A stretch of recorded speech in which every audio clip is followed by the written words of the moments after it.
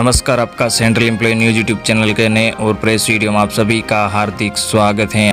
आज सभी कर्मचारियों के सरकार से ग्रेच्युटी में बदलाव को लेकर बड़ी खबरें हैं, जिसका आप सभी को बहुत बड़ा फायदा होगा। वही कर्मचारियों की सैलरी बढ़ोतरी पर भी केंद्र सरकार ने बड़ा फैसला लिया है। तो बने रहे इस वीडियो के लास्ट तक और जानिए इन महत्वपूर्ण खबरों को। इससे पहले अगर आपने अभी तक भी इस वीडियो पर एक लाइक नहीं किया हो तो एक लाइक कर दीजिए, क्योंकि आपका एक लाइक ही हमारी मेहनत का फल होता है। दोस्तों, कर्मचारियों से संबंधित खबरों को जानने से पहले मोदी सरकार ने 5 बड़े फैसले लिए हैं, जिसका करोड़ों लोगों को फायदा मिलने वाला है, जो आप सभी देशवासियों को जानना बहुत ही जरूरी है। जी हां, मोदी सरकार ने लिए 5 बड़े अहम फैसले। करोड़ों भारतीयों को मिलेगा जबरदस्त फायदा। भारतीय अर्थव्यवस्था को मजबूती देने और तेजी लाने के लिए प्रधानमंत्री नरेंद्र मोदी की अध्यक्षता वाली कैबिनेट ने कई बड़े कदम उठाए हैं। बुधवार को हुई कैबिनेट की बैठक में अर्थव्यवस्था को रफ्तार देने के लिए कई प्रस्तावों को हरी झंडी दे दी गई है।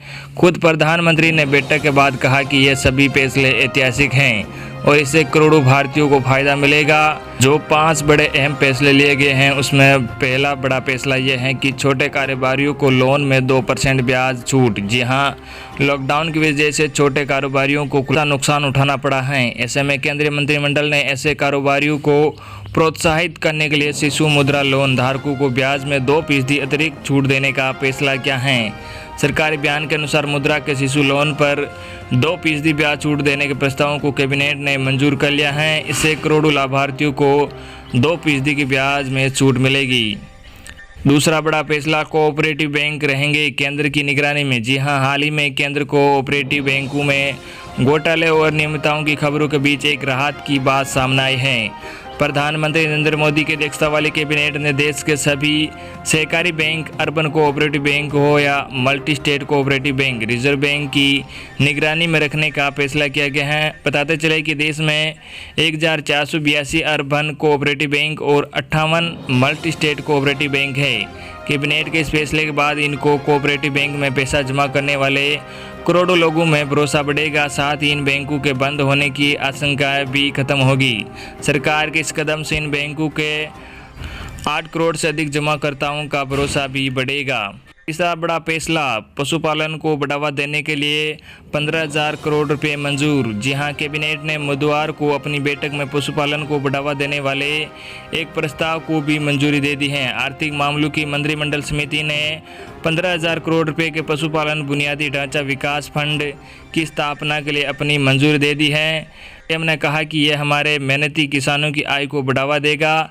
साथ ही निवेश और क्षेत्रीय बुनियादी ढांचे, विशेष रूप से डेयरियों में एक प्रोत्साहन मिलेगा। चौथा बड़ा फैसला, निजी कंपनियों को भी अंतरिक्ष क्षेत्र में आने की अनुमति। जी हां, अमेरिका की तर्ज पर भारत ने भी अंतरिक्ष क्षेत्र को निजी कंपनियों के लिए खोलने का फैसला किया है। केंद्र सरकार ने छात्रों और निजी कंपनियों के लिए भारत के अंतरिक्ष क्षेत्र को खोलने के प्रस्ताव को हरी झंडी दे दी है। अब अंतरिक्ष गतिविधियों के समस्त क्षेत्र में निजी क्षेत्र की भागीदारी को बढ़ावा देने के उद्देश्य से अंतरिक्ष क्षेत्र में दूरगामी सुधारों को मंजूरी दे दी है। इस गतिविधियों के समस्त क्षेत्र में निजी क्षेत्र की भागीदारी को बढ़ावा देने के उद्देश्य से अंतरिक्ष क्षेत्र में दूरगामी सुधारों को मंजूरी दे दी है। पांचवा बड़ा फैसला, कुशीनगर हवाई अड्डा अब अंतर्राष्ट्रीय एयरपोर्ट घोषित। जी हां, उत्तर प्रदेश के लिए बुधवार को हुई कैबिनेट की बैठक काफ़ी फायदेमंद रही। साथ ही यूपी में रहने वाले करोड़ों लोगों के लिए भी एक शानदार खबर आई है। कैबिनेट ने यूपी के कुशीनगर में मौजूदा हवाई अड्डे को अंतर्राष्ट्रीय एयरपोर्ट घोषित कर दिया है। सरकार के इस फैसले से बौद्ध धर्म के विदेशों में रहने वाले अनुयायियों को कुशीनगर आने में आसानी होगी। थाईलैंड, जापान, वियतनाम, श्रीलंका जैसे देशों से बहुत से अनुयायी यहां आना चाहते हैं। कुशीनगर महात्मा बुद्ध की निर्वाण स्थली है, इसलिए अब यह अंतर्राष्ट्रीय एयरपोर्ट के तौर पर विकसित होगा। अगली बड़ी खबर, बॉर्डर पर सड़क निर्माण कर रहे कर्मचारियों के लिए खुशखबरी। भारत चीन विवाद के बीच बढ़ी 170% सैलरी। जहां सरकार ने देश की सीमाओं पर जटिल परिस्थितियों में सड़क निर्माण कार्य में लगे कर्मचारियों के वेतन में रिकॉर्ड 100 से 170% की वृद्धि की है। तनाव को देखते हुए विशेष जोखिम भत्ता के तहत सबसे अधिक वेतन लद्दाख क्षेत्र के कर्मचारियों को मिला है। यहाँ 10वीं पास सबसे कनिष्ठ कर्मचारी एमटीएस का वेतन 34,000 से अधिक है, जबकि सामान्य स्नातक डिग्री धारक कार्यालय सहायक का वेतन 47,000 रुपये है। नई वेतन व्यवस्था 1 जून से लागू हो गई है। इससे श्रीनगर लेह लद्दाख के पढ़े लिखे टेक्निकल नॉन टेक्निकल बेरोजगार युवाओं का नौकरी के बेहतर अवसर मिलेंगे। सड़क परिवहन व राजमार्ग मंत्रालय के उपक्रम राष्ट्रीय राजमार्ग एवं अवसंरचना विकास निगम लिमिटेड ने पिछले महीने आउटसोर्सिंग अथवा सीधे ठेके के टेक्निकल नॉन टेक्निकल कर्मचारियों को पहली बार विशेष जोखिम भत्ता देने संबंधी आदेश जारी कर दिए हैं। इसमें उल्लेखनीय है कि चीन, पाकिस्तान, बांग्लादेश के बॉर्डर पर पहाड़ी क्षेत्र के ठेका कर्मचारियों के जोखिम भत्ते में 100 से 170% की बढ़ोतरी की गई है। सरकारी कंपनी के अनुसार लद्दाख में outsource non technical staff data entry operator 12वीं पास का वेतन 16,770 रुपये से बढ़ाकर 41,440 रुपये कर दिया गया है, जबकि दिल्ली में नियुक्ति होने पर उसे 28,000 रुपये वेतन मिलेगा। इसी प्रकार लद्दाख में अकाउंटेंट का वेतन 25,700 से बढ़ाकर 47,360 रुपये कर दिया गया है। लद्दाख में टेक्निकल स्टाफ बीटेक अथवा सिविल इंजीनियर की पढ़ाई पूरी कर चुके ट्रेनिंग ग्रेजुएट इंजीनियर का वेतन 30,000 से बढ़ाकर 60,000 रुपये कर दिया गया है।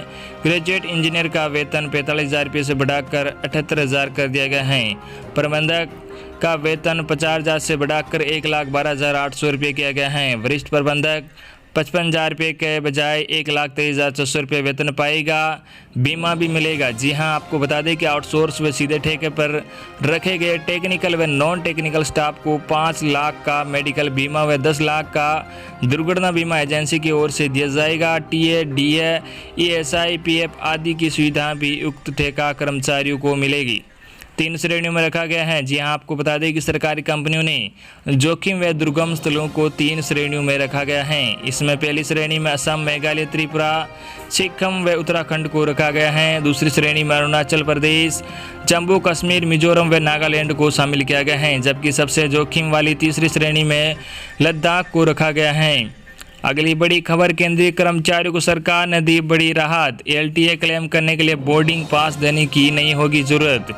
जी हां, केंद्र सरकार ने अपने कर्मचारियों को बड़ी राहत देते हुए उन्हें ये छूट दी है कि लीव ट्रेवल अलाउंस के लिए आवेदन करते हुए उन्हें बोर्डिंग पास देने की जरूरत नहीं होगी।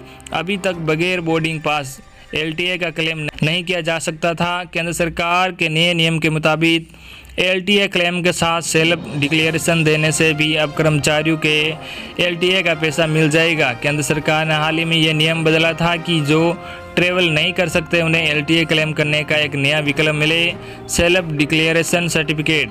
फाइनेंस मिनिस्ट्री के तहत आने वाले डिपार्टमेंट ऑफ एक्सपेंडिचर ने 23 जून 2020 को जारी ऑफिस मेमोरेंडम में कहा था कि फाइनेंस मिनिस्ट्री के तहत आने वाले डिपार्टमेंट ऑफ एक्सपेंडिचर ने 23 जून 2020 को जारी ऑफिस मेमोरेंडम में कहा है कि डिपार्टमेंट को ऐसे कई मामले मिले हैं जिसमें कहा गया था कि एलटीए क्लेम से बोर्डिंग पास की शर्त हटा दी जाए। इस मामले पर विचार करने के बाद ये फैसला लिया गया है कि जो कर्मचारी बोर्डिंग पास नहीं दे सकता उसके बदले में वह सेल्फ डिक्लेरेशन सर्टिफिकेट दे सकता है। 7वें वेतनमान आयोग की सिफारिशों के तहत किया गया है यह बदलाव। जी हाँ, डिपार्टमेंट ऑफ एक्सपेंडिचर ने सेल्फ डिक्लेरेशन का प्रोफॉर्मा भी जारी किया है। इसमें अंडर सेक्रेटरी लेवल से नीचे के कर्मचारियों को अपने कंट्रोलिंग ऑफिसर से साइन कराना होगा। अक्टूबर 2014 में केंद्र सरकार ने ये अनिवार्य कर दिया था कि बिना बोर्डिंग पास का सबूत दिए कर्मचारियों को एलटीए क्लेम पास नहीं किया जाएगा। अब केंद्र सरकार ने यह कानून बदल दिया है। सरकार ने यह बदलाव 7वें वेतन आयोग की सिफारिशों के तहत किया है। अगली बड़ी खबर, करोड़ों कर्मचारियों को मिलेगा लाभ, बदल सकता है ग्रेच्युटी का यह नियम। जी हां, आपको बता दें कि केंद्र सरकार ग्रेच्युटी रूल में बदलाव करने पर विचार कर रही है। यदि ऐसा हो गया तो इसकी वजह से करोड़ों कर्मचारियों को लाभ मिलेगा। सरकार अब ग्रेच्युटी के लिए 5 साल की नौकरी की न्यूनतम शर्त को कम कर 1 साल करने जा रही है। सरकार का इरादा जितने दिन काम किया उतने दिन के हिसाब से ग्रेच्युटी देने का है। फिक्स टर्म वालों को भी ग्रेच्युटी का लाभ देने पर विचार किया जा रहा है। इस प्रक्रिया पर काम चल रहा है। ये कब तक पूरा होगा इसके बारे में अभी कोई घोषणा नहीं की गई है। ऐसा होने पर करोड़ों कर्मचारियों को लाभ मिलेगा, क्योंकि अभी किसी कंपनी में यदि कर्मचारी ने 5 साल तक काम नहीं किया तो उसे ग्रेच्युटी का लाभ नहीं मिल पाता है। रिपोर्ट के अनुसार लेबर मंत्रालय ने इस मामले में काम शुरू कर दिया है और बैठकों का दौर प्रारंभ हो चुका है।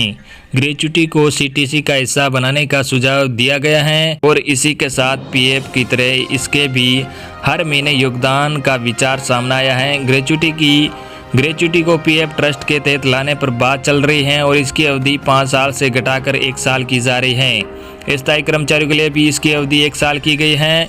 तो ये थी आपके लिए आज की बड़ी और बेहद ही महत्वपूर्ण खबर। आई होप कि आपको आज की हमारी जानकारी पसंद आई होगी। धन्यवाद।